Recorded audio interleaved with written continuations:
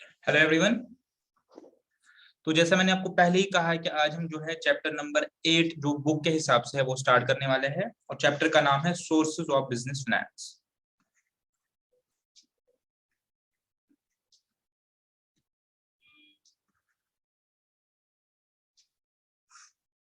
और हमारे जो हम पढ़ रहे हैं उसके हिसाब से चैप्टर नंबर 4 रहेगा आपका। हमने अभी तक चैप्टर नंबर 1, 2 और 7 जो है वो कंप्लीट कर लिया है, तो हमारा चौथा चैप्टर रहेगा और बुक में आपका ये चैप्टर नंबर जो है वो 8 रहने वाला है। तो मैंने इस चैप्टर क्यों सिलेक्ट किया है, मैंने आपको ये भी बताया है कि पहले 2 चैप्टर के बाद ये जो 7 और 8 है ये लिंकेज में है। तो जब हमें 8th चैप्टर जो है कंप्लीट करेंगे तो हम वापस आएंगे चैप्टर नंबर 3 पे जो कि आपके टर्म 1 में है। तो इस चैप्टर के बाद हम वापस चैप्टर नंबर 3 की तरफ आएंगे। बट यहाँ पे 7 और 8 इकट्ठे कराना जरूरी है बिकॉज ये 7 और 8 जो है वो लिंकेज में है। तो लिंकेज में करेंगे तो चीजें आपको बेटर तरीके से समझ आ जाएंगी।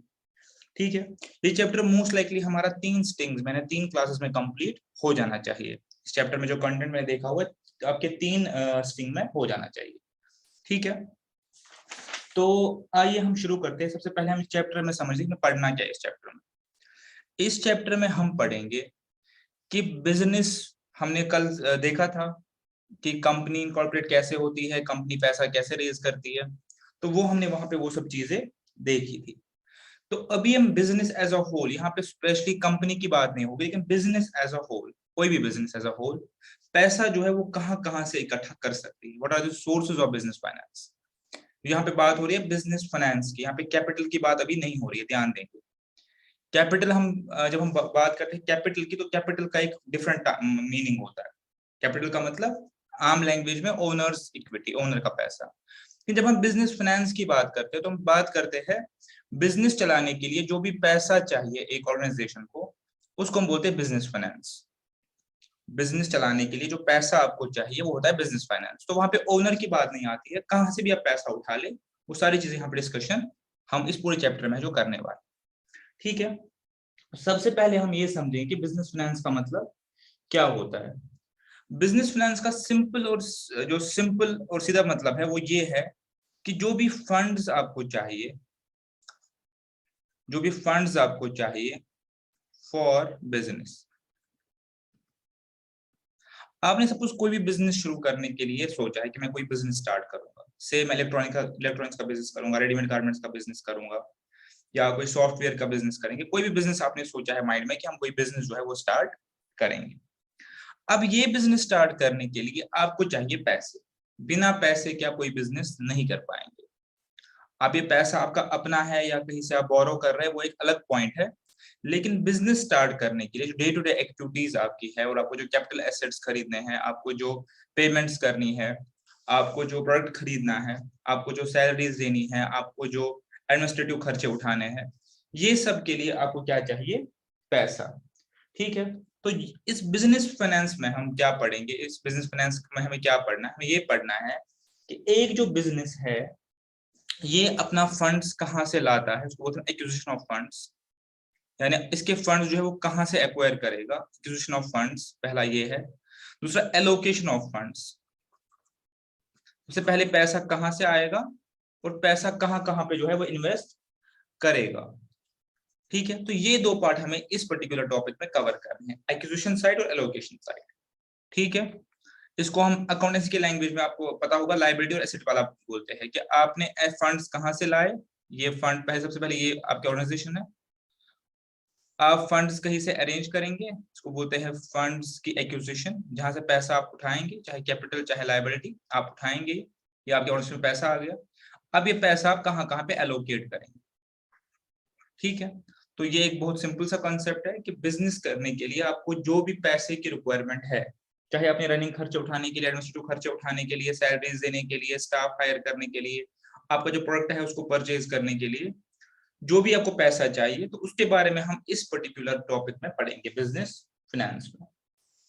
ठीक है, अब ये हमें पढ़ना ही क्यों है? दूसरा पार्ट है, ये तो हो गया बिजनेस फाइनेंस क्या होता है। सिंपली इसमें हम पैसे के बारे में पढ़ेंगे कि बिजनेस कहाँ से अपने पैसे लाएगा और कहाँ पे अपने पैसे जो है वो स्पेंड करेगा।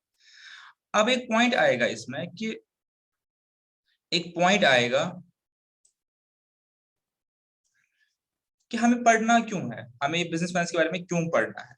इसको जो टॉपिक बनाया गया है, टॉपिक इसका है nature of business finance, nature या फीचर्स, कि इसके बारे में हमें क्यों पढ़ना है। ठीक है, आज मैं पीपीटी नहीं बना पाया due to positive of time, but आज का टॉपिक में पीपीटी की रिक्वायरमेंट नहीं है, बिल्कुल इजी और एक्सप्लेनेटरी टॉपिक है, तो अगर मुझे फॉलो करेंगे तो पीपीटी की जरूरत इसमें नहीं पड़ेगी, बुक से आप सिंपली डायरेक्टली इसको रीड कर सकते हैं, इजी टॉपिक है। अब पॉइंट ये है कि इसके बारे में, बिजनेस फाइनेंस के बारे में क्यों पढ़ना है। सबसे पहली बात ये है कि कोई भी बिजनेस जो है, पॉइंट नंबर 1 जो है, कोई भी बिजनेस जो है वो फाइनेंस के बगैर नहीं चल सकता। तो इसीलिए हम बोलते हैं finance is the life blood of an enterprise. ये टर्म आप बहुत जगह देखेंगे लिखी होगी, कि जैसे एक ह्यूमन बॉडी के लिए ब्लड की जरूरत है, कि ब्लड जब सर्कुलेट करेगा ह्यूमन बॉडी में तभी एक बंदा जो है वो सर्वाइव करेगा, एक ह्यूमन जो है सर्वाइव करेगा। सिमिलरली अगर एक ऑर्गेनाइजेशन में फाइनेंस नहीं है तो एक ऑर्गेनाइजेशन जो है वो सर्वाइव नहीं कर सकती। अगर एक ऑर्गेनाइजेशन के पास पैसा नहीं है तो बिना पैसे के वो कोई बिजनेस जो है वो नहीं कर सकती। तो इसीलिए हमें बिजनेस फाइनेंस के बारे में पढ़ना बहुत ही जरूरी है, because finance is life blood of any enterprise. ठीक है, बहुत ही सिंपल पार्ट है। दूसरा ये है कि कोई भी बिजनेस हो, चाहे छोटा चाहे बड़ा, चाहे मैन्युफैक्चरिंग चाहे ट्रेडिंग चाहे होलसेल चाहे रिटेल, कोई भी बिजनेस हो, कोई भी बिजनेस का टाइप हो, हर किसी को फाइनेंस की रिक्वायरमेंट पड़ती है। हाँ, क्वांटम वेरी करेगा, किसी को बहुत ज्यादा चाहिए, किसी को बहुत कम चाहिए। अगर मैं एक लार्ज स्केल पे बिजनेस करना चाहता हूँ तो मुझे बहुत ज्यादा कैपिटल चाहिए, अगर मैं छोटी दुकान खोलना चाहता हूँ तो मुझे कम कैपिटल चाहिए। तो लेकिन ऐसा कोई बिजनेस नहीं है जो ये बोल सकता है कि मुझे फाइनेंस की रिक्वायरमेंट नहीं है। बिजनेस छोटा हो या बड़ा हो, हर बिजनेस को फाइनेंस की रिक्वायरमेंट होती है, इसीलिए हमें बिजनेस फाइनेंस के बारे में पढ़ना पड़ेगा। ठीक है, और फर्दर अगर हम देखें तो फर्दर ये है इसमें कि जो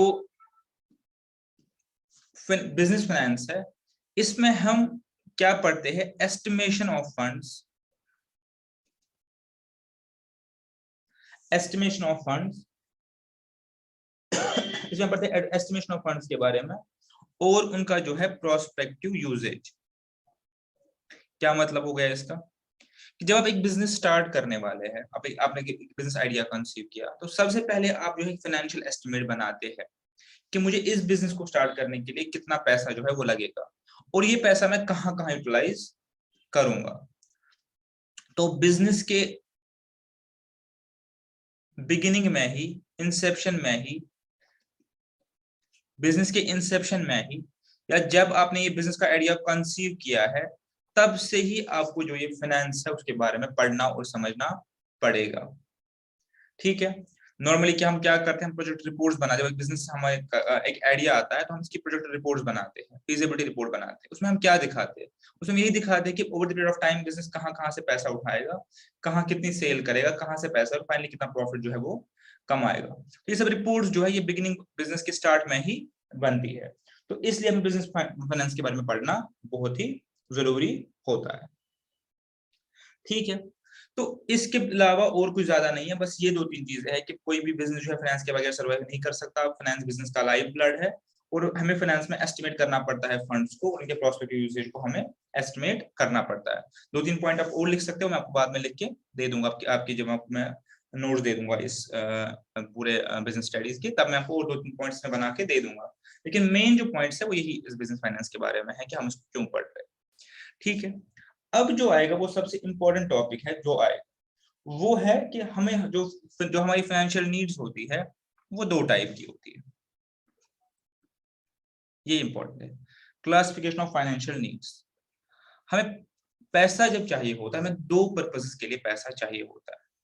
ठीक है, एक को हम बोलते हैं फिक्स्ड कैपिटल रिक्वायरमेंट, ये बहुत ही इंपॉर्टेंट है, इसको बहुत ध्यान से समझेंगे, फिक्स्ड कैपिटल रिक्वायरमेंट, और दूसरे को हम बोलते हैं वर्किंग कैपिटल रिक्वायरमेंट। ठीक है, इसका एक और नाम है परमानेंट कैपिटल,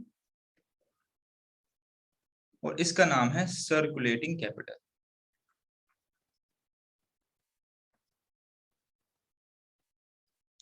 ठीक है, इसका नाम है वर्किंग और इसका नाम है सर्कुलेटिंग कैपिटल। तो जब हमें पैसा चाहिए होता है तो 2 तरीके के कामों के लिए चाहिए होगा, या तो हमें फिक्स्ड कैपिटल चाहिए या हमें वर्किंग कैपिटल चाहिए। अब इस चीज को हम एक बार समझने की कोशिश करेंगे।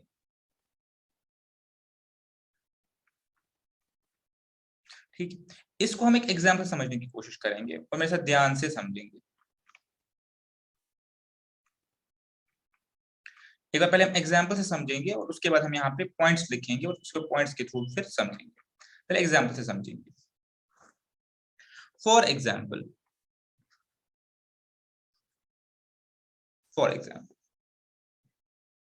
हम एक बिजनेस की कोई भी एग्जाम्पल लेते हैं, एक नए बिजनेस की। फॉर एग्जाम्पल एक इंडस्ट्री में आपको देता हूं, एप्पल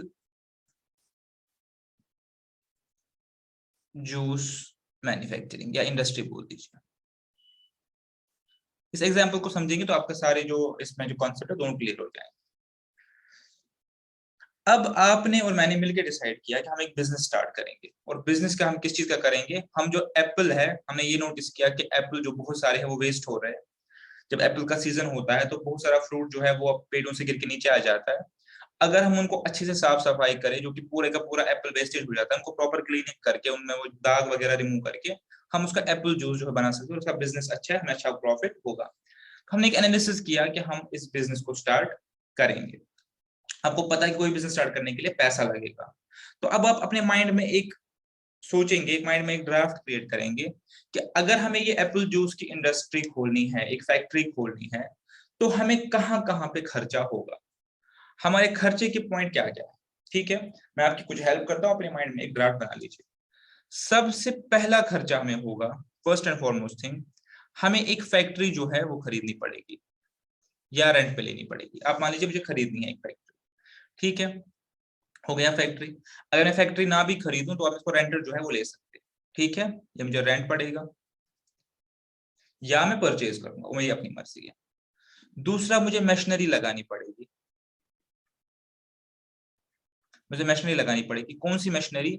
जो इस एप्पल से जो है, जो इस एप्पल के स्लाइसेस से एक्सट्रैक्ट करेगी जूस, जो एक्सट्रैक्शन के लिए, फॉर एक्सट्रैक्शन पर्पस। यहाँ पे मुझे पैसे की रिक्वायरमेंट है, मैं पूरा पैसे की रिक्वायरमेंट मुझे कहाँ कहाँ पे है। ठीक है, मुझे एक फैक्ट्री लेनी पड़ेगी और मुझे एक मशीनरी लगानी पड़ेगी या दो मशीनरी लगानी पड़ेगी, जिससे मैं एक्सट्रैक्शन प्रोसेस जो है वो करूंगा। ठीक है, इसके अलावा मुझे क्या चाहिए? इसके अलावा जो पैसा चाहिए, जो मुझे परचेज करना है, परचेजेस ऑफ एप्पल, इसके लिए पैसा चाहिए, जो मेरा रॉ मटेरियल है। ठीक है, इसके बाद मुझे पैकिंग बोटल्स चाहिए होंगी, इसके लिए खर्चा करना है। ठीक है, और बाद में मुझे ब्रांडिंग पैकिंग का खर्चा करना पड़ेगा। ठीक है, बोटल्स के अलावा मोटा मोटा यही है, ब्रांडिंग पैकिंग का एक्सपेंचर करना पड़ेगा। और इसके बाद क्या है, फाइनली मैं अपनी सेल जो है वो करूंगा, यही है। अब मैं इन खर्चों को एनालाइज करना चाहता हूं कि ये खर्चे मेरे किस नेचर के, ये कैपिटल और वर्किंग कैपिटल में क्या फर्क है। जो जब हम बात करते हैं अपनी फिक्स्ड कैपिटल की, तो फिक्स्ड कैपिटल का मतलब वो कैपिटल होता है जो मेरा बिजनेस में जो है परमानेंटली जो है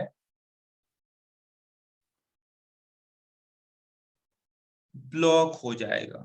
ब्लॉक बोल सकते हैं, यूज बोल सकते हैं, ब्लॉक या यूज्ड इन बिजनेस।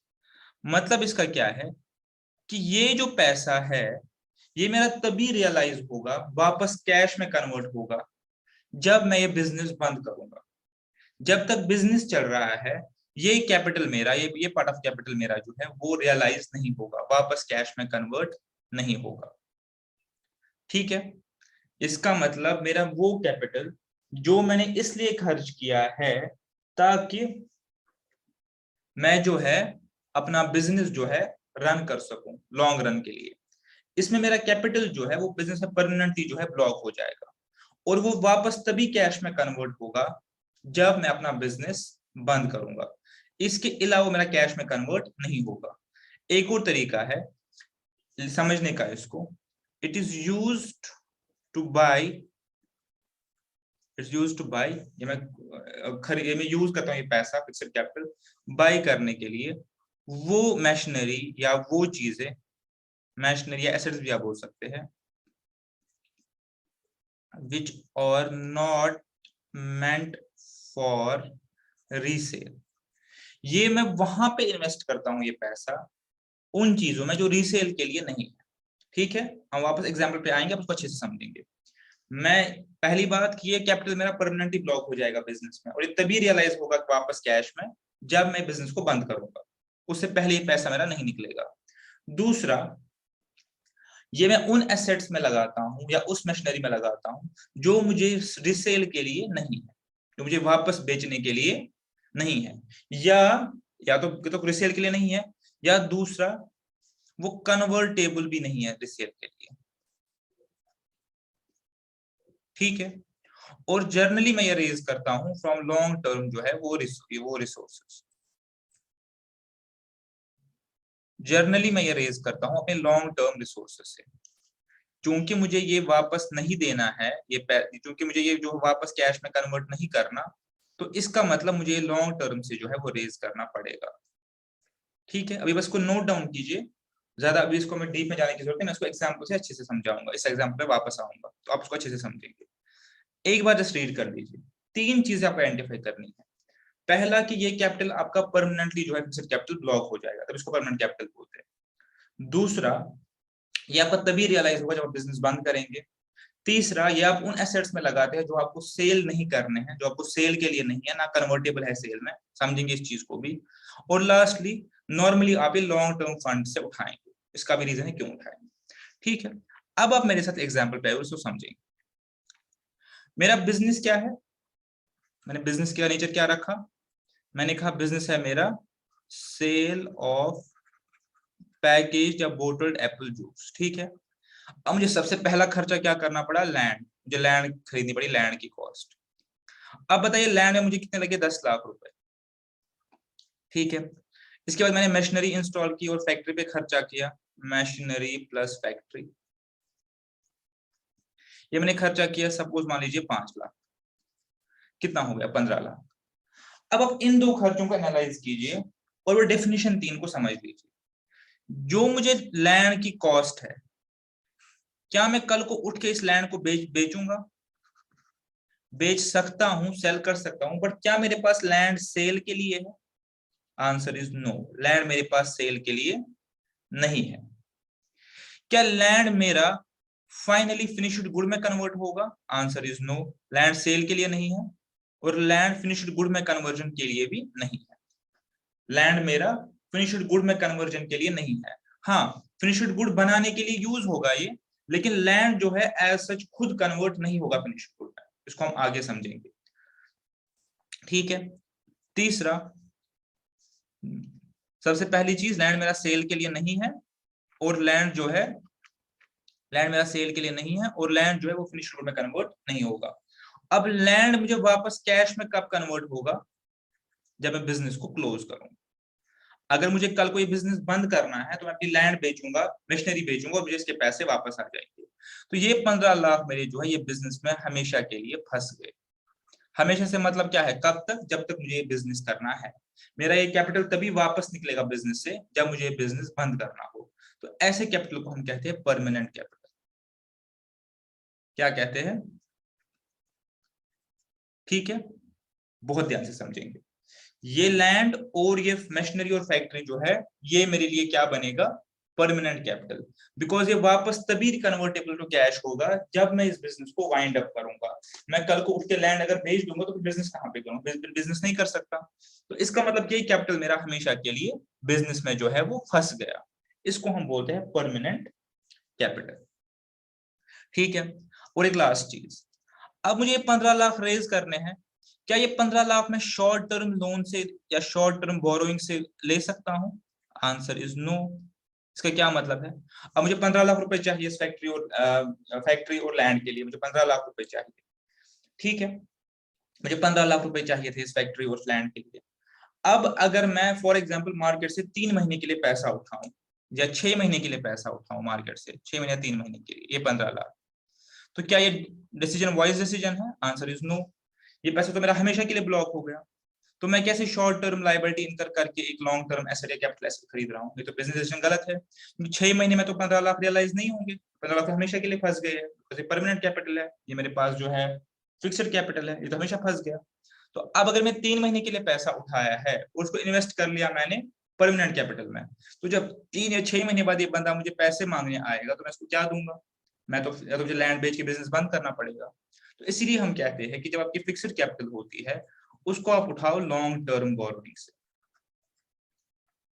अगर आपको उठाना भी है ये कैपिटल तो ये आप लॉन्ग टर्म के फंड से उठाओ, चाहे इक्विटी कैपिटल, चाहे प्रेफरेंस कैपिटल, चाहे डिबेंचर, जो भी लॉन्ग टर्म इंस्ट्रूमेंट है या लॉन्ग टर्म बोरोइंग है, कोई बैंक का 10 साल का लोन है, 15 साल का लोन है, तो यहाँ से आप ये पैसा उठाओ।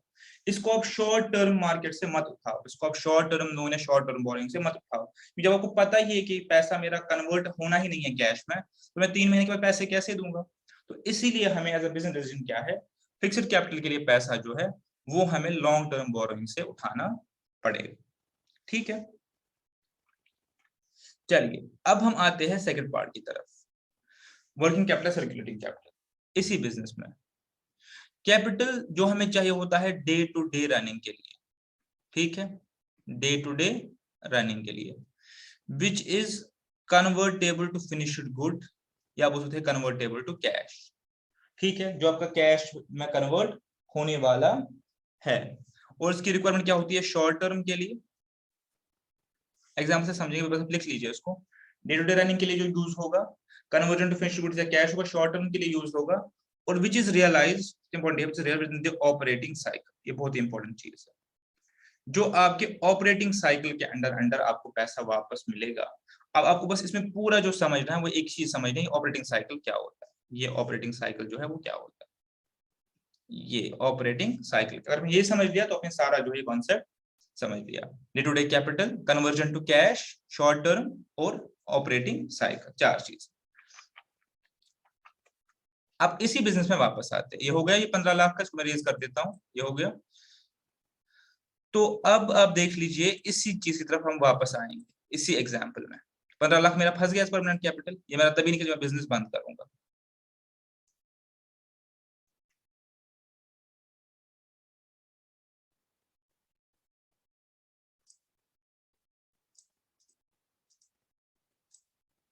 हाँ देख लीजिए, अब हो गया 15 लाख। अब 15 लाख मेरा, मैं फिर से एक बार इसको बना देता हूँ 15 लाख को। 15 लाख मेरा यहाँ पे एज अ परमानेंट कैपिटल जो है फंस गया। किसमें फंस गया ये 15 लाख, लैंड की कॉस्ट प्लस मशीनरी की कॉस्ट। ठीक है, पॉइंट टेकन। अब इसके बाद मुझे और क्या खर्चा करना है बिजनेस करने के लिए। सबसे पहले मुझे एप्पल्स जो है परचेज करने पड़ेंगे। ठीक है, आप मान लीजिए 2 लाख के परचेज करने पड़ेंगे मुझे, जब एप्पल का जूस एक्सट्रैक्ट तो एप्पल परचेज करने पड़ेंगे। इसके बाद मुझे कुछ एडिटिव्स इसमें लगाने पड़ेंगे एप्पल जूस में, जो लाइक शुगर, प्रिजर्वेटिव और कुछ भी। आप मान लीजिए मैंने एडिटिव वर्ड यूज किया है, शुगर प्लस प्रिजर्वेटिव। सपोज ये मुझे 1 लाख के इसमें लगाने पड़े। ठीक है, इसके मुझे बोटल्स खरीदनी पड़ी और पैकेजिंग कॉस्ट इनकर करना पड़ा कि मुझे बोतल बेचना है। सपोज ये मुझे 1 लाख लगा, तो कितना मेरा टोटल खर्चा हुआ 4 लाख। अब जो मुझे ये 15 तो अलग है, अब जो मुझे ये 4 लाख रुपया चाहिए, अब आप इसकी नेचर को जो अंडरस्टैंड कीजिए। इस 4 लाख, सबसे पहले ये जो 4 लाख रुपए मेरा है, ये किस में कन्वर्ट हुआ, कन्वर्ट हुआ फिनिश्ड गुड्स में। देख लीजिए, एप्पल गया फाइनली, इसका क्या फाइनली बना, एप्पल जूस। एडिटिव्स गए फाइनली, क्या बना, एप्पल जूस। बोतल और पैकेजिंग फाइनली किस में गया, वो बोतल गया जूस में। और फाइनली अगर इनको एक ही नाम, का नाम क्या होगा, फिक्स फिनिश्ड गुड्स। ठीक है, ये चले गए मेरे फिनिश्ड गुड्स में। तो देख लीजिए, पहला डे टू डे रनिंग के लिए काम आएगा। दूसरा point, convertible to finished goods या कैश। अब मैं किसमें कन्वर्ट हो गई, मेरे फिनिश्ड गुड्स में। अब फिनिश्ड गुड्स का मैं क्या करूंगा, दुकान पे तो नहीं रखूंगा, इनको सेल करूंगा, ऑब्वियसली फैक्ट्री से निकाल के सेल करूंगा। और सेल के बाद क्या हो जाएगा, कन्वर्ट ये कैश में। सपोज 4 लाख के गुड्स 4.5 लाख में बिक गई, प्रॉफिट भी तो कमाना है। तो मेरा जो ये 2 लाख, 1 लाख और 1 लाख है, कन्वर्ट किसमें हो गया, वापस कैश। ठीक है, अब मैं इस कैश से वापस क्या कर सकता हूँ, फिर से परचेज कर सकता हूँ, फिर से परचेज कर सकता हूँ, और फिर से मेरा ये साइकिल जो है चलेगा। ठीक है, और ये प्रोसेस रहता है कॉन्टिन्यूअस। देखिए कैसे, मैं पहले यहाँ पे रॉ मटेरियल खरीदता हूँ, परचेज करता हूँ, इसको फिर प्रोसेसिंग करता हूँ, जो भी प्रोसेसिंग करनी है, फिर पैकेजिंग लेबलिंग करता हूँ। तो यहाँ तक मेरा कैश जो है इसमें फंस रहा है बिजनेस में। ठीक है, फिर जब मैं सेल करता हूँ तो कैश क्या है, रियलाइज हो रहा है वापस। ठीक है, उसी पैसे को मैं वापस फिर नए से रॉ मटेरियल खरीदता हूँ, फिर से बिजनेस जो मेरा कंटिन्यूअस चलता है। इसीलिए हम इस प्रोसेस को कहते हैं सर्कुलेटिंग कैपिटल। क्या कहते हैं, सर्कुलेटिंग या वर्किंग कैपिटल। तो ये वो कैपिटल जो डे टू डे बिजनेस के लिए चाहिए, अपने day to day business needs के लिए चाहिए। और ये कैपिटल आपका शॉर्ट टर्म में ही, शॉर्ट टर्म का मतलब क्या होता है, 1 साल 2 साल 6 महीने नहीं, शॉर्ट टर्म का मतलब होता है आपका ऑपरेटिंग साइकिल, जो मैं बाद में एक्सप्लेन करूंगा क्या होता है। जो आपके ऑपरेटिंग साइकिल में आपको कैश में वापस कन्वर्ट होके दे, आपको वापस कैश में कन्वर्ट होके दे दे। ठीक है, तो इसके लिए जो पैसा चाहिए होता है, लेकिन ये पैसा आपका आपके ऑपरेटिंग साइकिल के अंडर अंडर जो है रियलाइज हो जाएगा, तो ये आपका परमानेंटली जो है बिजनेस में नहीं फंसेगा। तो इस पैसे के लिए, इस 4 लाख के लिए आप शॉर्ट टर्म उधारी भी कर सकते हो। आपको पता है कि मुझे 6 महीने के अंदर ये बन जाएगा सारा, और 6 महीने में बिक जाएगा, तो आप 1 साल के लिए 4 लाख रुपए का लोन उठा सकते हैं। क्यों? क्योंकि आपको पता है कि इसकी जो रियलाइजेशन है वो क्या है, शॉर्ट टर्म, और ये मुझे क्या है, परमानेंटली मेरे बिजनेस में नहीं फंसा है, जैसे मैं सेल करूंगी मेरा पैसा वापस रियलाइज हो जाएगा। अब इसके नेचर के इसको वर्किंग कैपिटल या सर्कुलेटिंग कैपिटल जो है वो बोलते हैं। सर्कुलेटिंग का पॉइंट ये रहा है, सर्कुलेटिंग कैपिटल क्यों बोलते हैं, और वर्किंग इसलिए बोलते हैं because day to day working के लिए मुझे ये चाहिए होता है। और ये रियलाइजेशन कब तक होती है इस पैसे की? इसकी रियलाइजेशन कब होती है? 15 लाख की, जब बिजनेस बंद होता है। ठीक है, बिजनेस की क्लोजर पे, जिसको परमानेंट बोलते हैं। और इसकी रियलाइजेशन कब होती है, वर्किंग कैपिटलाइजेशन कब होती है? ऑपरेटिंग साइकिल में। Operating cycle. अभी ऑपरेटिंग साइकिल क्या भला होती है, अब इसको एक बार समझेंगे एग्जांपल से।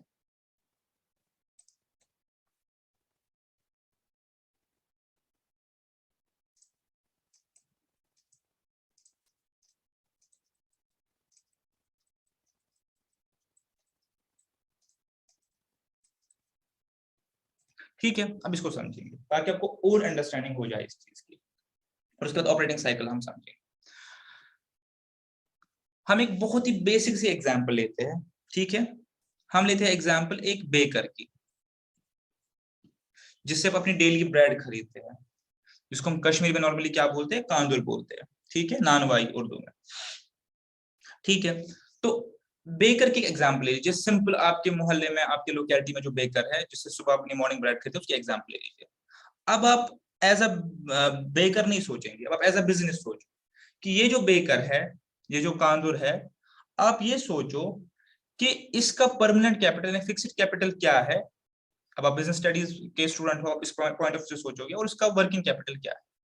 देखिए, इसने अपना जो सेटअप तैयार किया है, जो उसका सेटअप है, सेटअप क्या है इसका? इसका एक शॉप होगा। ठीक है, सपोज शॉप पे 2 लाख रुपए का खर्चा हुआ है, और इसने अपना वो, उसको तनूर हम बोलते हैं, वो सेटअप किया है ओन, कुछ बोलते, मतलब मिट्टी का बना हुआ ओन जो होता है, इसको तनूर हम बोलते हैं अपनी उर्दू में। तो इसमें भी इसको कुछ खर्चा लगा होगा, 50,000 रुपए का खर्चा लग गया है इसको सपोज। तो ये 2.5 लाख इसका है फिक्स्ड कैपिटल। ठीक है, बिकॉज ये शॉप अगर इसने निकाल दी तो फिर ये बिजनेस नहीं कर पाएगा, अगर इसने ये तनूर तोड़ दिया फिर बिजनेस नहीं कर पाएगा। तो ये 2.5 लाख इसका बिजनेस में परमानेंटली फंस गया। ये इसका तभी निकलेगा जब बिजनेस अपना क्लोज करेगा। अब इसकी जो रिक्वायरमेंट है वर्किंग कैपिटल की, वो क्या है? अब ये हर सुबह जब उठेगा तो क्या करेगा, ये शॉप को तो नहीं बेचेगा, शॉप बेचने के लिए नहीं है। सबसे पहले इसको क्या चाहिए? आटा। आटा चाहिए इसको, इसको दूध चाहिए, ये तो इसके क्या है, रॉ मटेरियल। तो इसको पैसा चाहिए आटा खरीदने के लिए, दूध खरीदने के लिए। तो आटा और दूध खरीदने के लिए जो पैसा ये लगाएगा, ये कौन सा कैपिटल हो गया? Working capital. ये क्यों लगा रहा है ये पैसा? क्योंकि ये इसका बाद में कन्वर्ट होगा कैश में। इसको ये कन्वर्ट करेगा ब्रेड में। ठीक है, और इस ब्रेड को ये सेल करेगा, उस सेल से वापस कैश आएगा। ठीक है, और उस कैश से ये वापस फिर ये साइकिल जो है कंटिन्यू करेगा। ठीक है, बहुत सिंपल एग्जांपल है। हर दिन सुबह ये क्या करता है? आटा खरीदता है, आप दूध खरीदता है, उन दोनों को मिक्स करके मेहनत की प्रोसेसिंग करके ब्रेड बनाता है, ब्रेड सेल करता है, और वो सेल से क्या होता है, वापस कैश में कन्वर्ट हो जाता है, और वही कैश कल को लेके फिर वही आटा और दूध जो है वो खरीदता है। ठीक है, और ये प्रोसेस कंटिन्यू करते हैं, सर्कुलेट या वर्किंग कैपिटल पर कहते हैं। इसको हम कहते हैं वर्किंग कैपिटल रिक्वायरमेंट। ठीक है, अब आप आइडेंटिफाई करिए क्या हुआ। पैसा इसने वहां पे लगाया जो फाइनली कन्वर्टेबल है into raw material, into sorry into finished goods, या अल्टीमेटली कन्वर्टेबल इनटू कैश। ठीक है, यहाँ पे पैसा कन्वर्टेबल टू कैश नहीं है। पैसा तभी कन्वर्टेबल टू कैश होगा जब लास्ट में उसका बिजनेस बंद होगा। अब पॉइंट है, मैं बार बार बोल रहा हूँ कि पैसा रियलाइज होगा या पैसा आएगा विद इन ऑपरेटिंग साइकिल। ये ओसी ऑपरेटिंग साइकिल क्या होता है? अब आप इस केस में देखिए कि इसका पैसा कितने दिन में आता है? 1 दिन में। इसका जो पैसा कितने में आता है? 1 दिन में आता है। तो 1 दिन ही इसका जो है ऑपरेटिंग साइकिल जो है, 1 दिन जो है इसका ऑपरेटिंग साइकिल है। एक नानवाई के लिए, एक बेकर के लिए ऑपरेटिंग साइकिल है 1 दिन का। बिकॉज एक दिन में क्या करता है, वो अपने रॉ मटेरियल्स को प्रोसेस करता है एफजी में, फिनिश्ड गुड्स में, और फिनिश्ड गुड्स से वापस क्या बनाता है, कैश। ठीक है, और उसी कैश से अगले दिन फिर से वही प्रोसेस कंटिन्यू करता है। तो क्या हर बिजनेस का ऑपरेटिंग साइकिल एक दिन का होता है? Answer is no. हर बिजनेस का ऑपरेटिंग साइकिल अपने अपने तरीके से होता है, किसी का 1 साल का, किसी का 6 महीने का, किसी का 3 मंथ का। लेकिन ऑपरेटिंग साइकिल निकालते कैसे, ये भी निकालने का तरीका होता है कि हम हर बिजनेस का ऑपरेटिंग साइकिल जो है निकाल सकते हैं। तो अब आप डेफिनेशन याद रखेंगे, जो भी पैसा आपका एक ऑपरेटिंग साइकिल के दरमियान निकलेगा, ठीक है, ऑपरेटिंग साइकिल जो है, जो भी पैसा आपका operating cycle, with in the operating cycle आपका निकलेगा, रियलाइज होगा कैश में, वो आपका वर्किंग कैपिटल का पार्ट माना जाएगा। वो आपका वर्किंग कैपिटल है, क्योंकि आप इसको विद इन ऑपरेटिंग साइकिल में रियलाइज वापस कैश में करते हैं। इसीलिए हम इसको बोलते हैं डे टू डे रिक्वायरमेंट के लिए जो पैसा है हमारा यूज हो जाता है। यही पर्पस हमारे, कि हम उसको बोलते हैं कि डे टू डे पर्पस के लिए आपका यूज हो जाता है। ठीक है, अभी ऑपरेटिंग साइकिल मैंने कहा एक दिन का है। अब इसको समझेंगे कि बाकी बिजनेस के लिए कैसे निकालेंगे ऑपरेटिंग साइकिल। ठीक है, अगर आप वन लाइनर चाहते हैं, ऑपरेटिंग साइकिल क्या मतलब होता है? ऑपरेटिंग साइकिल का मतलब होता है कैश से लेकर कैश तक का कन्वर्जन। ठीक है, कैश से लेकर कैश तक का टाइम पीरियड कन्वर्जन का, कैश से लेकर कैश तक का टाइम पीरियड। ठीक है, अब ये समझना थोड़ा सा डिफिकल्ट है, इसको आपको समझा देता हूँ। ठीक है, कैश से लेकर कैश तक का कन्वर्जन, देखिए मैं इसको कैसे समझाता हूँ। अब हम एग्जाम्पल लेते हैं कोई और इंडस्ट्री की, ये तो हो गया। हम एग्जाम्पल लेते हैं रेडीमेड गारमेंट्स की। ठीक है, तो हमने जूस की एग्जाम्पल ली, और अब हमने एग्जाम्पल ली थी बेकर के और रेडीमेड गारमेंट्स के लिए। अब सपोज मैंने एक रेडीमेड गारमेंट्स की शॉप खोली, तो मेरा परमानेंट या फिक्स्ड कैपिटल क्या होगा? शॉप, बस यही होगा मोटा मोटा। मुझे शॉप जो मुझे खरीदनी है 5-10 लाख, मेरा परमानेंट कैपिटल है ये, क्योंकि मेरा हमेशा के लिए रहेगा। ये तो मैं शॉप बेचूंगा नहीं, तो मुझे बिजनेस के लिए। लेकिन अब मुझे रूटीन में जो खर्चा है वो क्या है? सबसे पहले मुझे परचेजेस करना पड़ेगा, मुझे माल खरीदना है, तभी मैं रेडीमेड गारमेंट्स जो है वो बेच सकता हूँ। ठीक है, अब इसमें दो पॉसिबिलिटीज है, या तो मैं ट्रेडर हूं, या तो मैं ट्रेडर हूं या मैन्युफैक्चरर हूं। दो पॉसिबिलिटीज है, या तो मैं रेडीमेड गारमेंट्स खरीद के बेच रहा हूं, मैंने आपको बताया हुआ है ऑलरेडी पहले एक क्लास में, या तो मैं खरीद के बेच रहा हूँ रेडीमेड गारमेंट्स, या मैं मैन्युफैक्चर कर रहा हूँ। तो हम पहले ट्रेडर का देखते हैं, मैन्युफैक्चरर का देखते हैं ऑपरेटिंग साइकिल क्या होता है। इसमें ट्रेडर का देख लीजिए, मैं एक ट्रेडर हूँ। सबसे पहले मुझे क्या करना है? सबसे पहले मुझे माल जो है वो खरीदना है। परचेज, मैं ट्रेडर हूं तो मुझे माल खरीदना है। ठीक है, अब इसकी दो पॉसिबिलिटीज है, इसकी भी, ट्रेडर की भी दो पॉसिबिलिटीज है। एक बार फिर से रिपीट करता हूं। हम समझ रहे हैं ऑपरेटिंग साइकिल, तो मैंने आपको कहा कि ऑपरेटिंग साइकिल का मतलब होता है कैश से लेकर कैश तक कितना टाइम लगता है कन्वर्जन में, कि मेरा जब मैं कैश बिजनेस में डालता हूं वो कितने टाइम में वापस कन्वर्ट होता है मुझे कैश में। यही मेरा पॉइंट है। टेकन। अब मैंने कहा दो पॉसिबिलिटीज है, या तो बंदा ट्रेडर है या मैन्युफैक्चरर है। पहले हम बात कर रहे हैं ट्रेडर। ट्रेडर के लिए सबसे पहला स्टेप क्या होता है? प्रोडक्ट को परचेज करना, raw material, sorry, finished goods को परचेज करना। अगर मैं रेडीमेड गारमेंट्स का ट्रेडर हूं तो मुझे सबसे पहले जो फिनिश्ड गुड्स है वो परचेज करने पड़ेंगे। अब परचेज मेरे पास दो पॉसिबिलिटीज है, या तो मैं कैश में परचेज करूंगा या क्रेडिट पे परचेज करूंगा। तो अभी हम एग्जांपल लेते हैं कैश की, फिर लेंगे क्रेडिट की। ठीक है, तो यहाँ पे मैं लिख देता हूं ताकि आपको कोई कंफ्यूजन ना हो।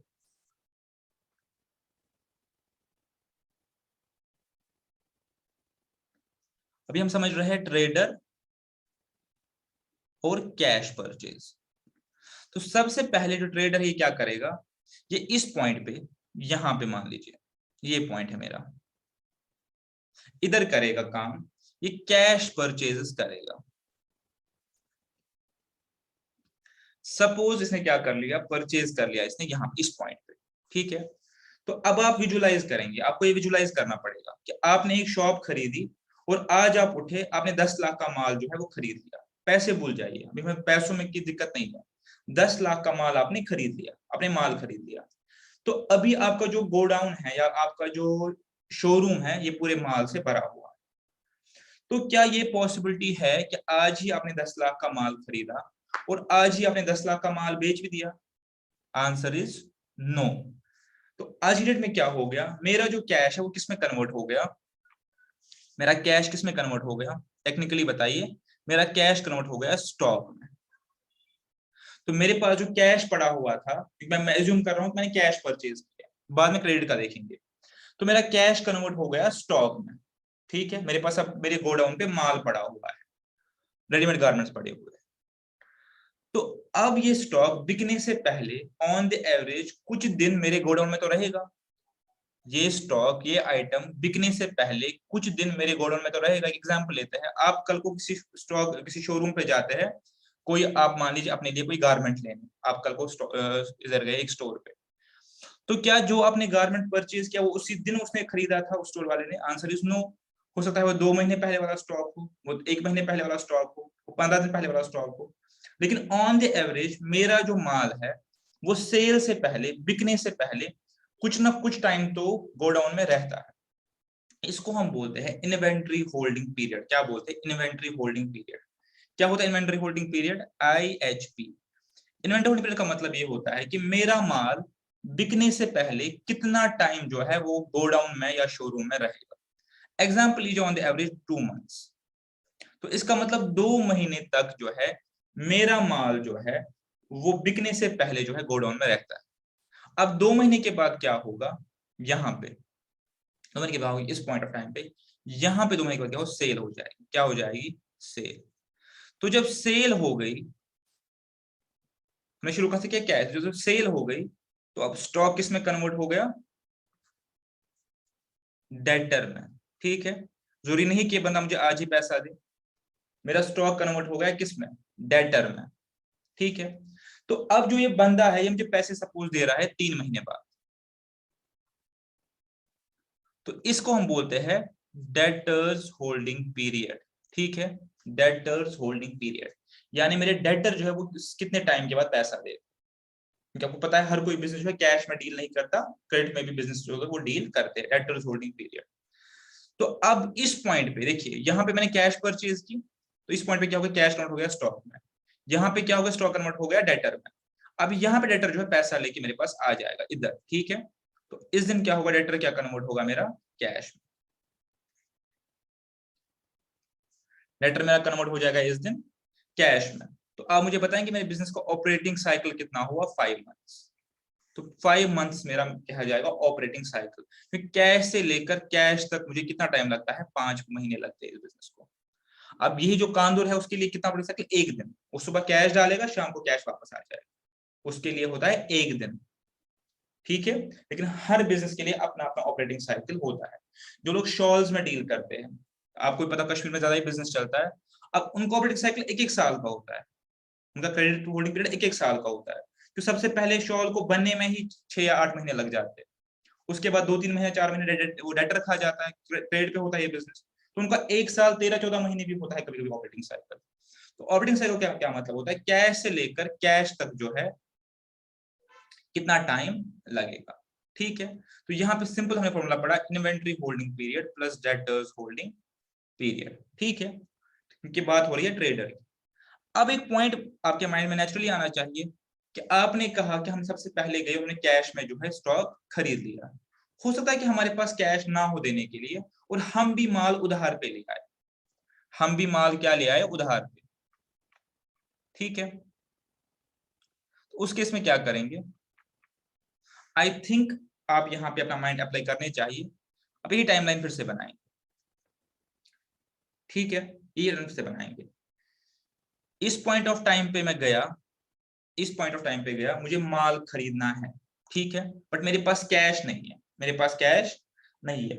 मैं अपने सप्लायर के पास गया, मैं सप्लायर को कहा मुझे आपसे 10 लाख का या 5 लाख का माल चाहिए, मुझे आपसे 10 लाख का या 5 लाख का जो है वो माल चाहिए, तो आप मुझे क्रेडिट पे दे दो। तो उसने कहा मुझे कितने महीने का क्रेडिट देना है, आप कितने मंथ के बाद पैसा दोगे? मैंने कहा मैं आपको 1 मंथ के बाद पैसा दूंगा, अभी मैं आपको अपफ्रंट पैसा नहीं दे सकता। ठीक है, पॉइंट। उसने कहा ठीक है चलो। तो इस डेट में मेरे पास क्या आ गया? स्टॉक। बट क्या मेरी जेब से कैश गया इस डेट पे? Answer is no. आप समझ गए? मेरे पास स्टॉक आ गया लेकिन मेरे से कैश नहीं गया। ठीक है, आपको पता है स्टॉक मेरा जो है कितना टाइम के लिए रहता है गोडाउन में? 2 महीने पर, मैंने आपको बताया 2 महीने के लिए रहता है। मेरा IHP जो है 2 महीने का है।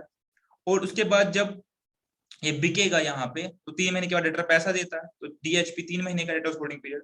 तो मेरा ऑपरेटिंग कितने का है 5 मंथ्स का। लेकिन अब आप मुझे बताइए, मेरे पास कैश जो है वो कहां पे आया, यहाँ पे मेरे पास यहाँ पे कैश आया ना, ये मेरा कैश आने का पॉइंट है। बट मेरी जेब से कैश कब गया? क्या मेरी जेब से कैश यहाँ पे गया? ना, मेरी जेब से कैश जो गया, बहुत ध्यान से देखेंगे, वो इधर गया 1 महीने बाद, इधर मेरी जेब से कैश गया। तो कैश और कैश के बीच में कितना फासला है? 4 मंथ्स का। आप समझ गए कैसे? ये मंथ मुझे कैश नहीं देना पड़ा, कैश मुझे यहाँ पे देना पड़ा, क्योंकि मैंने 1 महीने की उधारी ली थी। तो इसलिए मेरा जो कैश से कैश तक का सफर है वो 4 महीने का ही है। तो इसको हम फॉर्मूला से, तो फॉर्मूला से कैसे हम करेंगे इसको? Inventory holding period plus debtors holding period, debtors, इसको डेटर्स पेमेंट पीरियड भी कभी कभी बोलते हैं। इन्वेंट्री होल्डिंग पीरियड मतलब 2 महीने का, डेटर्स होल्डिंग कितने का? 3 महीने का, माइनस क्रेडिटर्स होल्डिंग पीरियड, क्योंकि मैंने क्रेडिटर का भी पैसा तो दबा के रखा है ना, तो वो मैं माइनस करूंगा। मेरे कैश को कन्वर्ट होने में 5 महीने लगते हैं, लेकिन 1 महीना में डेटर उसको भी डिले कर रहा हूँ, अपने क्रेडिटर को भी उधारी डिले कर रहा हूँ, तो 4 महीने का मेरा कैश फंसा रहेगा। क्योंकि मैं क्या कर रहा हूँ, मैं जो अपना कैश है 1 महीने बाद उसको जो है वो पे कर रहा हूँ। यहाँ पे क्यों नहीं था वो? यहाँ पे मैंने अप फ्रंट ही उसको कैश दिया था, तो मेरा कैश जो है पहले दिन ही चला गया था, तो मेरा कैश 5 महीने के लिए फंसा रहा। लेकिन इस केस में मेरा कैश जो है 4 महीने के लिए फंसा रहा, क्योंकि मैंने इसको कैश जो दिया 1 महीने के बाद दिया। और मेरा स्टॉक होल्डिंग पीरियड कहां से शुरू हुआ? यहाँ से शुरू हुआ। आई होप आपको ये चीज समझ आ गई होगी। तो ऑपरेटिंग साइकिल का मतलब होता है कैश से लेकर कैश तक का पीरियडिसिटी। ठीक है, तो इस पीरियड में जो खर्चे होते हैं सारे वर्किंग कैपिटल ही कहलाते हैं। क्यों? क्योंकि ये मेरे फाइनली कैश में कन्वर्ट हो जाते हैं। अब आप समझ गए? रेडीमेड गारमेंट वाले के लिए, जब वो गारमेंट परचेज करेगा तो उसके लिए वो क्या है? वर्किंग कैपिटल है, और बाकी जो उसके लिए फिक्स्ड कैपिटल है। ठीक है, चलिए अब ऐसे आप मुझे गाड़ियों का शोरूम है सपोज कोई, तो उसके लिए फिक्स्ड कैपिटल क्या है? उसकी जो बिल्डिंग है, शो बिल्डिंग जो उसकी होती है, सेल्स बिल्डिंग जिसको बोलते हैं, ठीक है, वो उसके लिए फिक्स्ड कैपिटल हो गया। उसके लिए वर्किंग कैपिटल क्या है? जो पैसा वो गाड़ियों में लगा रहा है, जो पैसा वो गाड़ियों में लगा रहा है वो उसके लिए वर्किंग कैपिटल है। गाड़ी कल को बिकेगी तो उसके पास कैश वापस आ जाएगा। ठीक है, अब यहाँ पे एक मुझे लगता है कॉन्सेप्ट पूरा हो गया। यहाँ पे एक चीज है जो आपसे डिस्कस करनी है, आपने इसको कॉपी कर लिया होगा, वो है अगर आप कोई मैन्युफैक्चरर है तो।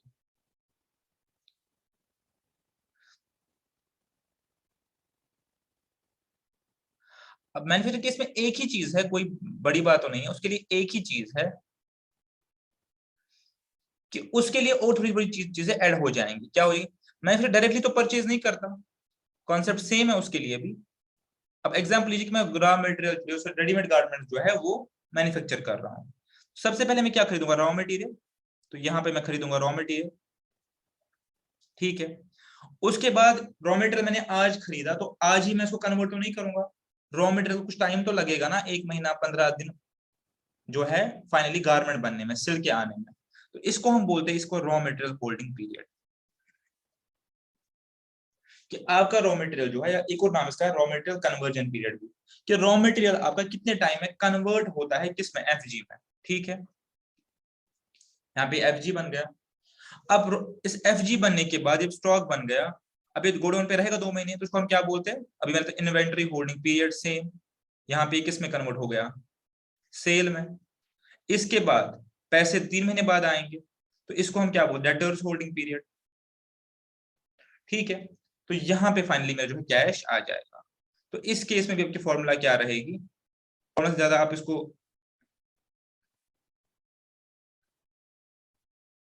फॉर्मूला से ज्यादा आप इसको समझेंगे कॉन्सेप्चुअली, कि मेरा जो पैसा है कहाँ कहाँ कहाँ फंस रहा है? रॉ मटेरियल होल्डिंग पीरियड, मेरा रॉ मटेरियल जो है वो फंस रहा है, क्योंकि उसको टाइम लग रहा है फिनिश गुड में कन्वर्ट करने के लिए। प्लस फिर इन्वेंट्री फंस रही है जब इन्वेंट्री बन जाती है। प्लस फिर डेटर के पास पैसा फंस रहा है, माइनस वही क्रेडिटर्स होल्डिंग पीरियड, बिकॉज मैं क्रेडिटर कोई पैसा जो है डिले कर रहा हूँ। यहाँ पे मेरा एडिशन क्या होगा? रॉ मटेरियल होल्डिंग पीरियड मेरा बन जाएगा ये ऑपरेटिंग जो है साइकिल। ठीक है, तो इस साइकिल में जो भी पैसा खर्च होगा वो मेरा क्या कहलाया जाएगा? Working capital. ठीक है, आई होप अब आप डिस्टिंग्विश कर सकते हैं कि एक बिजनेस में फिक्स्ड कैपिटल कहां पे फंसा है, वर्किंग कैपिटल कहां पे फंसा है। इसीलिए हम बोलते हैं वर्किंग कैपिटल का मतलब होता है कैश में कन्वर्ट करने के लिए, और फिक्स्ड कैपिटल का मतलब क्या होता है? वो हमारे पास परमानेंट रहता है। इसीलिए बैंक जो है वो 2 टाइप के लोन देता है, एक तो बोलते हैं टर्म लोन, ठीक है, नॉर्मली आपका परमानेंट कैपिटल के लिए मिलता है। एक को बोलते हैं कैश क्रेडिट, जो आपको कैश क्रंच मीट करने के लिए बैंक देता है। बैंक को भी पता है कि फाइनली आपका स्टॉक जो है वो कैश में ही कन्वर्ट होकर हमारे पैसे वापस मिल जाएंगे, तो बैंक आपको क्या करता है, 40 लाख 30 लाख जो भी है वो लोन देता है as CC, cash credit loan, cash credit, यानी आपका पास जो कैश क्रंच है उसको आप दूर करने के लिए जो है वो पैसा हमसे लो, आप परचेजेस करो, आप रॉ मटेरियल से गुड्स बनाओ, फाइनली जब आपकी सेल होगी तो आप हमें पैसा वापस कर देना। ठीक है, तो इस पे हमने काफी डिस्कशन कर लिया, तो हमारा जो है ये पार्ट जो है वो कंप्लीट हो गया कि फिक्स्ड कैपिटल क्या होता है और वर्किंग कैपिटल जो है वो क्या होता है। ठीक है, अब एक छोटा सा पार्ट और है और उसके बाद हम आज के टॉपिक को जो है वाइंड अप करेंगे। ठीक है, तो मैं जब एक बोर्ड जो है वो इरेज करना पड़ेगा।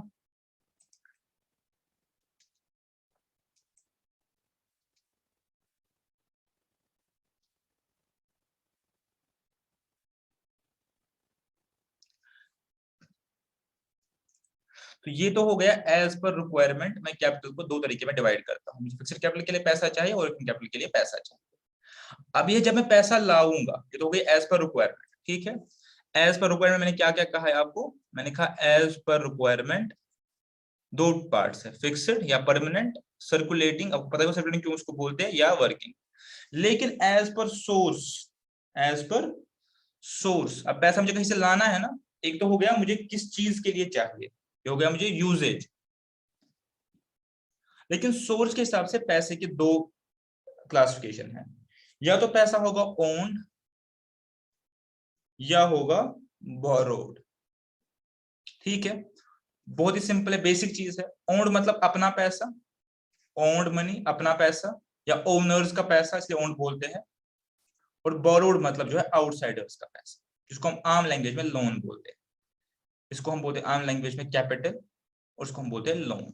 Owned funds, borrowed funds. तो आपके पास दो टाइप के फंड से पैसा आ सकता है, यूजेज आपका दो टाइप के हो सकता है, फिक्स्ड कैपिटल और वर्किंग कैपिटल, लेकिन आपका जो सोर्स होता है वो दो टाइप का होता है, ओन्ड और बोरोड। इसमें लॉन्ग टर्म शॉर्ट टर्म की बात नहीं हो रही।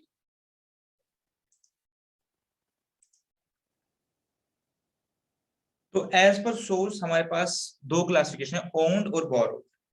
अब ओन्ड जो है नॉर्मली आपका लॉन्ग टर्म के लिए होता है, जब एक ओनर पैसा डालता है तो ये लॉन्ग टर्म के लिए डालता है, ऐसा नहीं कि आज पैसा डालो और कल उठाएगा, अपना प्रॉफिट ले जाएगा भले ही, लेकिन पैसा वो लॉन्ग टर्म के लिए प्रिज्यूमेबली जो है वो ओनर जो है वो रखता है।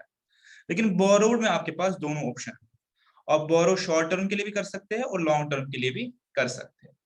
तो as per source of funds हमारे पास ओन फंड्स है और बोरोड फंड्स है।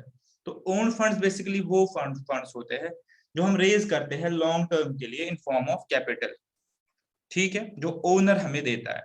और बोरोड फंड्स कौन से फंड्स होते हैं, जो हम आउटसाइडर से इन शेप ऑफ लोन या डिपॉजिट जो है वो लेते हैं। ठीक है, ये चीज आप सिंपली समझ गए हैं, इसमें कोई ज्यादा कॉम्प्लिकेटेड पार्ट नहीं है। अब दोनों के अपने अपने फायदे और नुकसान है, वो हम थोड़ा सा समझेंगे और आज का जो टॉपिक है वाइंड अप करते हैं कि ओन के क्या फायदे हैं और क्या नुकसान है, बोरोड के क्या फायदे क्या नुकसान। अब एक छोटा सा एग्जाम्पल लेके इसको हम थोड़ा सा आपके लिए इजी करते हैं। सपोज एक फ्रेश बिजनेस हुआ, एक बिजनेस स्टार्ट किया, और बंदे ने जो अपना कैपिटल है, ओनर ने, इसने ए इसका नाम है, इसने डाला सपोज 10 लाख रुपए। तो बताइए ये क्या हो गया मेरे पास, ओन फंड, ओन फंड हो गया, और ये हो गया मेरे पास लॉन्ग टर्म, एल मैंने लिख दिया। अब इसी बंदे ने बैंक से जो है लोन ले लिया 6 महीने के लिए, 20 लाख कैश क्रेडिट लोन ले लिया, या short SOD, short term overdraft ले लिया, इसको हम क्या बोल सकते हैं, ये हो गया बोरोड फंड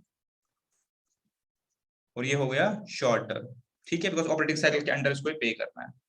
और इसी बंदे ने अब क्या किया, इसी बंदे ने अपने किसी फ्रेंड से, इसका कोई फ्रेंड था या रिलेटिव था, मिस्टर बी, इससे इसने 5 लाख रुपए रेज किए, और इसकी पीरियोडिसिटी जो है वो है 10 साल की, 10 साल के लिए इसने ये ले लिया, 10 ईयर्स। अब ये क्या हो गया, बोरोड फंड, ये बोरोड फंड हो गया, और लेकिन ये हो गया मेरे पास लॉन्ग टर्म। ठीक है, पॉइंट टेकन। अब जो ओन्ड कैपिटल होता है नॉर्मली आपका, ओन्ड कैपिटल ये किस शेप में होता है, ये होता है, हम कल पढ़ेंगे इसमें हम किस शेप में, नॉर्मली होता है in shape of capital, equity और प्रेफरेंस, ये हम कल पढ़ेंगे, ये कल की टॉपिक में आएगा कि इक्विटी प्रेफरेंस का मतलब क्या होता है। ठीक है, क्योंकि अभी हम सिर्फ पढ़ रहे हैं ओन फंड और बोरोड फंड क्या होता है, आगे फिर उसका ब्रेकअप पढ़ना है। और आपका जो बोरोड फंड होता है इन टर्म्स होता है बैंक लोन, पब्लिक डिपॉजिट, ठीक है। और ये सब चीजों के शेप में ये मेरे पास ये पैसा है, डिबेंचर्स, बॉन्ड्स, ये हम सारा पढ़ेंगे। तो इन शेप्स मेरे पास जो है वो लॉन्ग टर्म जो मेरे पास बोरोड फंड्स होता है, उसको हम कर्जा बोलते हैं, लोन। ठीक है। इक्विटी, प्रेफरेंस कैपिटल, ये मेरे पास क्या होता है, ओन्ड कैपिटल। रिटेन्ड अर्निंग भी, अगर कोई प्रॉफिट बचा है वो भी। ठीक है, ये हमें सारा पढ़ना है आगे, तो इसमें ज्यादा आपको इन डेप्थ नहीं जाना है, हमें आगे इसी चैप्टर में आगे पढ़ना है। ठीक है। अभी जो पार्ट हमारा बचा है वो ये बचा है कि इनमें से कौन सा बेटर है, ओन फंड या बोरोड फंड, या अगर दोनों ठीक है तो अपने अपने हिसाब से क्या फायदे और नुकसान आता है। तो मैं आपको बता देता हूँ, इनमें से कोई फायदे नुकसान नहीं है, मुझे दोनों का जो है प्रॉपर मिक्सचर जो है वो करना चाहिए। इसकी एक फाइनेंशियली एक टर्म है, इसको हम बोलते हैं लिवरेज। क्या मतलब होता है, मुझे दोनों का प्रॉपर मिक्स जो है रखना पड़ेगा, मुझे किसी रह कुछ पैसा ओन रखना पड़ेगा, 30, 70, 40, 60 जो भी मेरे बिजनेस के लिए फीजिबल है। उससे क्या होगा, मैं दोनों के जो फायदे और नुकसान है वो उठा सकता हूँ, मुझे दोनों के फायदों को मैं क्लब कर सकता हूँ। तो इसलिए कोई एक मुझे नहीं रखना चाहिए, मुझे हमेशा बिजनेस में क्या करना चाहिए, दोनों का जो है वो मिक्सचर जो है वो रखना चाहिए। ठीक है। तो सबसे पहले हम समझते हैं कि ओन फंड्स के क्या फायदे हैं, क्या नुकसान है, और बोरोड फंड्स के क्या फायदे और क्या नुकसान है। ये क्या होता है उनको बता लिया कि ये क्या क्या होता है, उनको पॉइंट बता दिया, ओन क्या होता है, बोरोड क्या होता है। अब हम इसको करते हैं रब, और हम लास्ट स्लाइड पे जो है वो चलते हैं।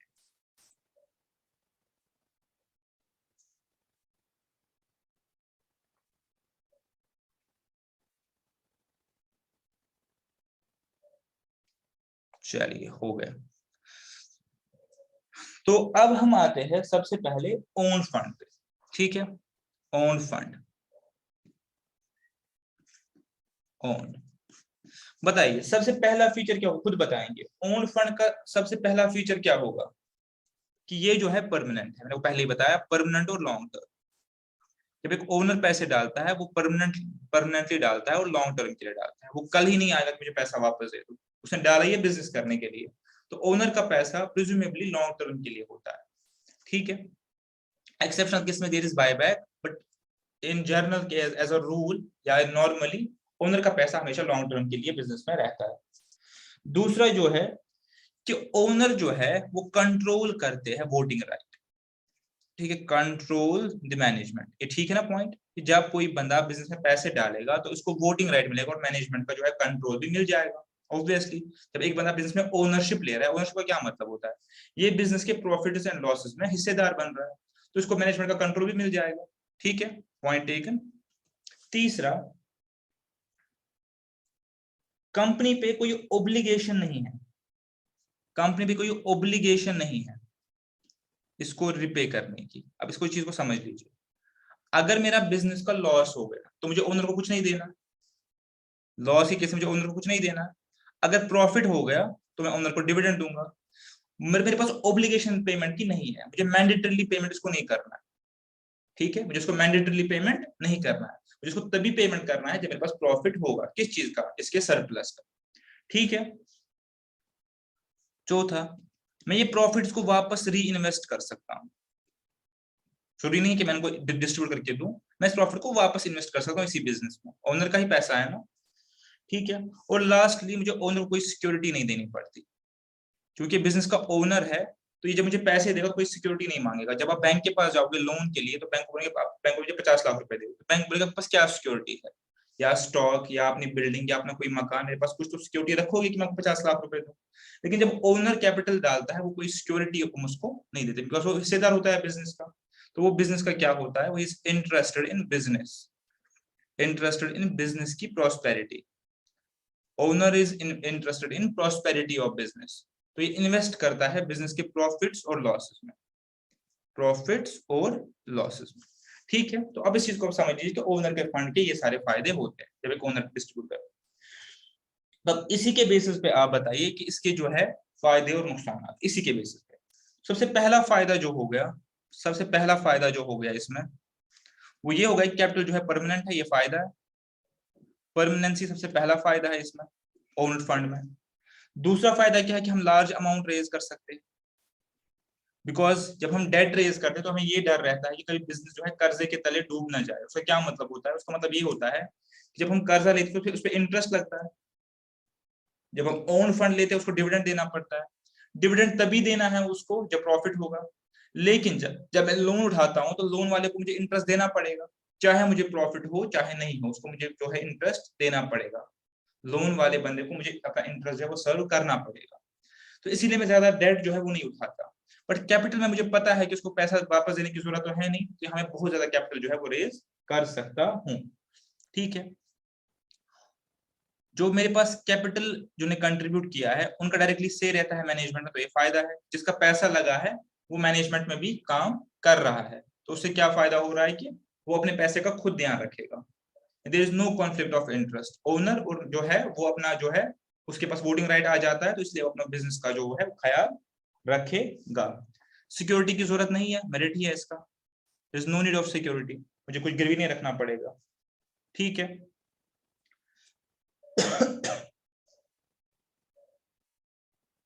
ठीक है, और फिफ्थ क्या होता है, इससे बिजनेस की जो है वो जो पोजीशनिंग है वो अच्छी हो जाती है।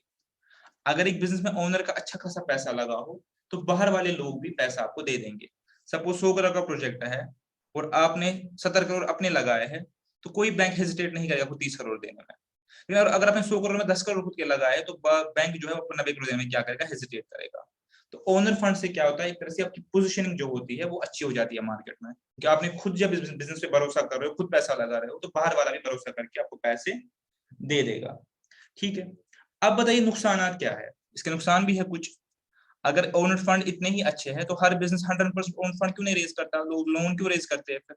उसका रीजन है, उसका रीजन ये है कि ओनर फंड से सबसे पहला नुकसान जो है वो है डाइल्यूशन ऑफ ओनरशिप। जब मैं ओन फंड्स रेज करता हूं तो मेरी ओनरशिप क्या है, डाइल्यूट हो जाती है। एग्जांपल ले लीजिए, पहले मैं बिजनेस अकेले कर रहा था, 100% कंट्रोल मेरा था, मुझे पैसे की जरूरत पड़ी, मैंने ओन फंड दूसरा पार्टनर ले लिया, मुझे कंट्रोल कम करना पड़ा। दो पार्टनर और ले लिया, कंट्रोल कम करना पड़ा। कंपनी कर दी, कंट्रोल और कम हो गया। तो पॉइंट क्या है, जितने मैं ओनर्स बढ़ाऊंगा मेरा कंट्रोल जो है वो बिजनेस का कम हो जाएगा, डाइल्यूशन हो जाएगी, ओनरशिप राइट्स मेरे डाइल्यूट हो जाएंगे। ऑब्वियस सी बात है, जब मैं पार्टनर लेता हूँ तो बिजनेस के दो हिस्से करता हूँ, मेरा जो है कंट्रोल वो डाइल्यूट हो जाएगा। लोन से मेरा डाइल्यूट नहीं होता कंट्रोल। क्यों? कि लोन वाले को तो कोई लेना देना बिजनेस के साथ नहीं है, उसने मुझे कर्जा दिया, वो अपना कर्जा वापस ले जाएगा इंटरेस्ट। ठीक है, सबसे पहला यह है कि डाइल्यूशन ऑफ ओनरशिप। ठीक है, और दूसरा क्या होता है, पॉसिबिलिटी है इसमें, ओन फंड्स में जो पॉसिबिलिटी है, डीमेरिट्स इसके जो है वो डाइल्यूशन ऑफ ओनरशिप में बता दिया। दूसरा ये है कि फंड्स जो है वो हो सकता है आइडल रहे और मैं डेट का फायदा ना उठा पाऊं। ठीक है, मिसिंग अपॉर्चुनिटी ऑन डेट, मैं नेक्स्ट में समझाऊंगा। मिसिंग अपॉर्चुनिटी ऑन डेट क्या मतलब होता है, कि अगर मेरे पास में 10 लाख का जो है कैपिटल रेज कर लिया ऑन फंड का, ये तो मैं वापस नहीं कर पाऊंगा कि मेरे पास परमानेंट कैपिटल है। जब मेरा लोन होता है, अगर मुझे कभी लगेगा कि मेरे पास लोन फंड जो है आइडल पड़ा है, मैं उठा के उसको वापस दे देता हूँ जिससे मैंने बोरो किया है। लेकिन कैपिटल में ऐसा नहीं होता। और दूसरी बात है, अगर मैं 100% इक्विटी स्ट्रक्चर रखूंगा, 100% सारा ओन फंड रखूंगा, तो डेट के जो फायदे हैं वो मैं मिस करूंगा। डेट का क्या फायदा है, डेट का फायदा को नेक्स्ट क्लास में इसमें नेक्स्ट बताऊंगा कि डेट का क्या फायदा, डेट के कुछ फायदे हैं। तो डेट फंड के जो फायदे हैं वो मैं मिस कर रहा हूं अगर मैं सारा ही सारा जो है वो क्या रखूंगा, ओन रखूंगा। ठीक है, तो अब डेट के क्या फायदे और नुकसान आते हैं।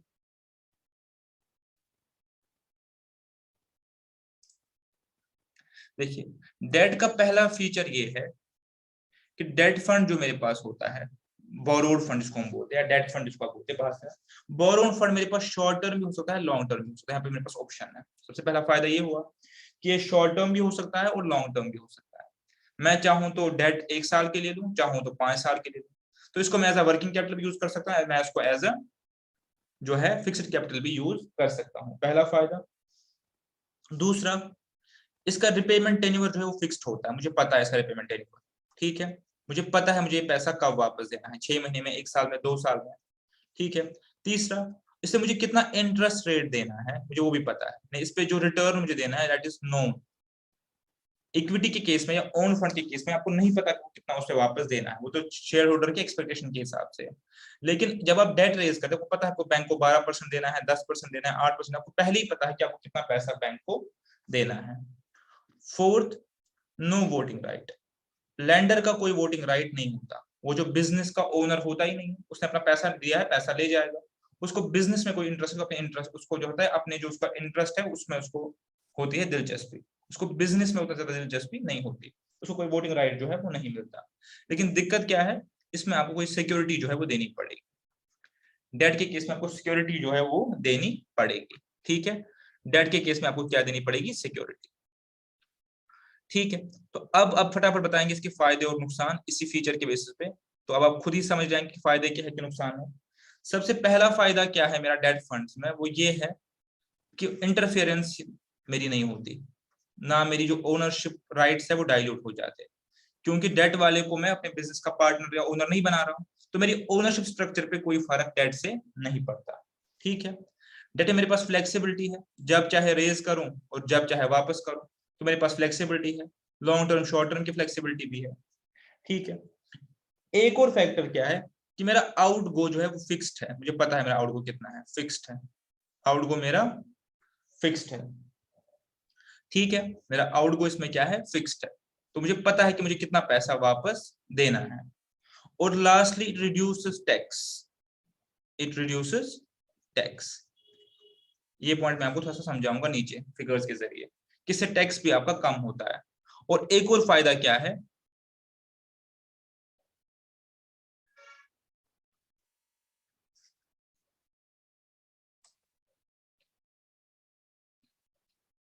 इसको हम बोलते हैं ट्रेडिंग ऑन इक्विटी, क्या बोलते हैं इसको हम, ट्रेडिंग ऑन इक्विटी, ठीक है। बस ये दो टर्म मुझे आपको समझानी है, reduces tax, trading on equity, ठीक है। अब इसके नुकसान क्या है, नुकसान सबसे पहले आपको सिक्योरिटी देनी पड़ेगी, सिक्योरिटी देनी पड़ेगी। दूसरा, आप डेट बर्डन के अंडर फंस सकते हैं कि अगर आपको कल को डेट को वापस सर्व नहीं कर पाए, आपका बिजनेस बंद हो सकता है, क्रेडिटर आपको कोर्ट में ले जा सकते हैं कि आप तो पैसा हमारा दे ही नहीं रहे हो, आपको कुछ सिक्योरिटी रखनी पड़ेगी, कुछ मॉर्गेज में रखना पड़ेगा। और लास्टली क्या है, आपको इनका इंटरेस्ट रिटर्न जो है वो देना ही देना है, चाहे आपका प्रॉफिट हो या लॉस हो। देखिए, ओनर्स को आपको तभी पैसा देना है जब आपको प्रॉफिट होगा, लेकिन कर्जदारों के केस में ऐसा नहीं चलता, चाहे आप प्रॉफिट में हो चाहे आप लॉस में हो, आपको कर्जदारों का इंटरेस्ट जो है वो देना ही देना है। तो इसलिए क्या है, ये आपका डिसएडवांटेज है यहाँ कि आपका बिजनेस अच्छा नहीं गया, आपका बिजनेस फॉर एग्जांपल अपने मन के मुताबिक नहीं गया, जैसे आपने एक्सपेक्टेशन रखा था, एज पर प्रोजेक्शंस नहीं गया बिजनेस, बट डेटर को आपको तब भी जो है इंटरेस्ट देना है इसको, जो आपका कर्जदार है, बोरोवर। लेकिन अगर ओनर है, ओनर को जरूरी नहीं है आप दो, ठीक है, ओनर को जरूरी नहीं है आप दो। अब मैं आपको ये एक एग्जांपल समझाता हूँ, ये दो चीजें, और ये इसको क्लोज करते हैं। रिड्यूसेस टैक्स और ट्रेडिंग ऑन इक्विटी का क्या मतलब होता है, देखिए दोनों चीजें आपको एक ही इसमें समझाऊंगा। सबसे पहले आप ये देखिए कि जो मैं बोल रहा हूँ देना जरूरी है नहीं है, देखिए देखिए यहाँ पे ध्यान रखेंगे, फिगर से आपको क्लैरिटी हो जाएगी पूरी मैं क्या बोल रहा हूँ। सपोज एक बिजनेस शुरू किया और उसकी कैपिटल रिक्वायरमेंट है 60 लाख, ठीक है, कितनी कैपिटल रिक्वायरमेंट है, 60 लाख। मैं 30 लाख इक्विटी लिया, इक्विटी मतलब ओनर्स फंड्स, ओएफ, और बोरोड फंड्स कितना लिया, 30 लाख। 60 लाख का मेरा क्या है, बिजनेस। अब बोरोड फंड से मुझे 10% का इंटरेस्ट देना है, उसके साथ डील हुई है 10% बैंक के साथ, तो इसका मतलब जो साल का इसको 3 लाख का इंटरेस्ट जो है वो देना ही देना है, ठीक है। इसको साल का 3 लाख का इंटरेस्ट देना ही देना है। और 10% जो है मेरा क्या है, 10% मेरा क्या है, लोन, ठीक है, पॉइंट टेकन, 10% मेरा लोन पे लिया है। अब फॉर एग्जाम्पल अगर मैं कल को इस बिजनेस से, अगर मैं कल को इस बिजनेस से 60 लाख के बिजनेस से सपोज 15% कमा रहा हूं, इसको बोलते हैं हम ROE, रिटर्न ऑन इक्विटी, यानी मैं अपना पैसा लगा के कितना वहां से उठा रहा हूँ, 60 लाख लगा के मुझे 15% का साल का प्रॉफिट होता है, तो कितना प्रॉफिट हो गया साल का, फटाफट कैलकुलेट करेंगे, 9 लाख। कितना हो गया, 9 लाख। साल का प्रॉफिट कितना हो गया, 9 लाख। अब इस 9 लाख में से अब ध्यान से देखेंगे, 3 लाख तो मैं इनको दे दूंगा, 30 लाख वालों को, इनको 3 लाख ही देना है, तो इनका कितना जाएगा प्रॉफिट, 6 लाख। तो अब बताइए इनको कितना रेट ऑफ इंटरेस्ट मिला, 20%। आप समझ गए मेरी बात, कि जब मैंने कैपिटल को दो हिस्सों में डिवाइड किया, 30 ओन्ड और 30 बोरोड, बोरोड वाले को मुझे 10 लाख ही देना पड़ेगा, 10% देना पड़ेगा, 3 लाख ही देना पड़ेगा, 10% देना पड़ेगा। तो जो 6 लाख मैंने कमाया, मैंने 9 लाख कमाया है 15% के हिसाब से, ये किन का है? इन लोगों का। तो इनको 20% रिटर्न मिल गई। किनको? इक्विटी वालों को। इनको 20% कैसे मिला?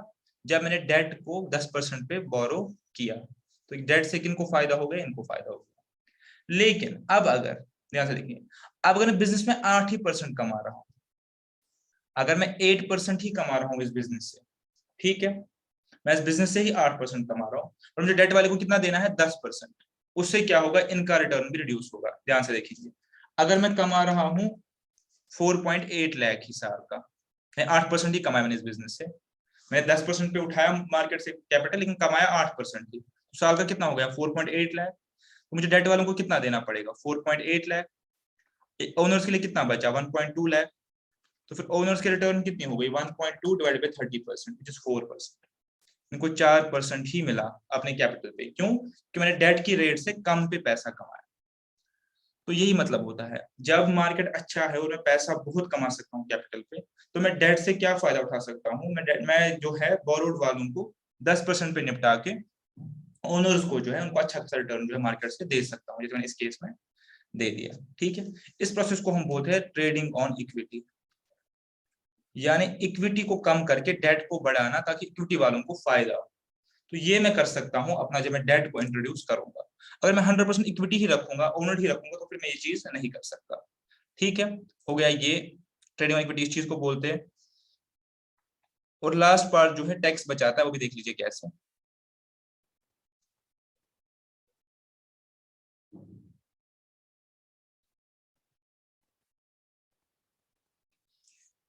ये एग्जांपल ले लेते हैं। देखिए देखिए फॉर एग्जांपल, यही एग्जांपल, मैंने 50 लाख रुपए इन्वेस्ट किए किसी बिजनेस में, इसमें से मुझे 20 लाख मान लो डेट है, और 30 लाख मान लो आप ओन फंड है। ठीक है, अब 20 लाख का मुझे कितना इंटरेस्ट देना है? 10%, हो गया 2 लाख। अब सपोज मैंने इस बिजनेस से कितना कमाया? मैंने इस बिजनेस से जो प्रॉफिट कमाया, ऐसे मुझे सपोज मैंने सेल की, मोटा मोटा देख लीजिए, सपोज मैंने सेल की 10 लाख की, और मेरे खर्चे जो है, एक्सपेंस जो है परचेज वगैरह करके, वो है 6 लाख के, तो कितना मेरा प्रॉफिट हो गया? 4 लाख। अब इस 4 लाख पे मुझे क्या करना पड़ता है? टैक्स देना पड़ता है। क्या देना पड़ता है? टैक्स। लेकिन जब मैं इंटरेस्ट जो है किनको दूंगा? लोन वाले फंड को, बोरोड फंड वालों को, 2 लाख। तो ये 2 लाख मेरे प्रॉफिट से जो है कम हो जाएगा, तो कितना बचा नेट? 2 ही लाख। अब इस 2 लाख में मुझे 30% टैक्स देना पड़ेगा। कितना टैक्स हो गया? ये हो गया 60,000। ठीक है, बट मुझे कितना टैक्स देना पड़ा? 60,000। अब अगर मैंने डेट नहीं लिया होता, मैंने पूरे का पूरा 50 लाख जो है वो इक्विटी ली होती, ठीक है, तो फिर देखिए फिर क्या होता? सेल सेम होती, एक्सपेंडिचर सेम होता, प्रॉफिट कितना हो गया? 4 लाख। अब जब मेरा 4 लाख का प्रॉफिट हो गया, तो 4 लाख मुझे टैक्स देना पड़ा। कितना टैक्स देना पड़ता? 30%। तो कितना हो गया? 80,000। तो मुझे क्या करना पड़ा? मुझे 4 लाख पे मुझे, सॉरी, 1,20,000। ठीक है, तो अब देखिए, सीधा सीधा मेरा 60,000 का टैक्स जो है वो बच गया। किस वजह से बच गया? इस वजह से बच गया क्योंकि मैंने डेट बीच में रखा था। आप समझ गए? होता क्या है, जब मैं डेट पे इंटरेस्ट देता हूँ, इंटरेस्ट, तो वो मेरे प्रॉफिट से कम किया जाता है, उसमें इंटरेस्ट मेरा खर्चा है ना। लेकिन जो मैं इक्विटी होल्डर्स को या जो मैं अपने ओनर्स को रिटर्न देता हूँ, वो मेरा खर्चा नहीं होता, वो उसका डिविडेंड होता है, तो वो मेरे प्रॉफिट से कम नहीं होता टैक्स पर्पज के लिए। ठीक है, वो मेरा प्रॉफिट से कम नहीं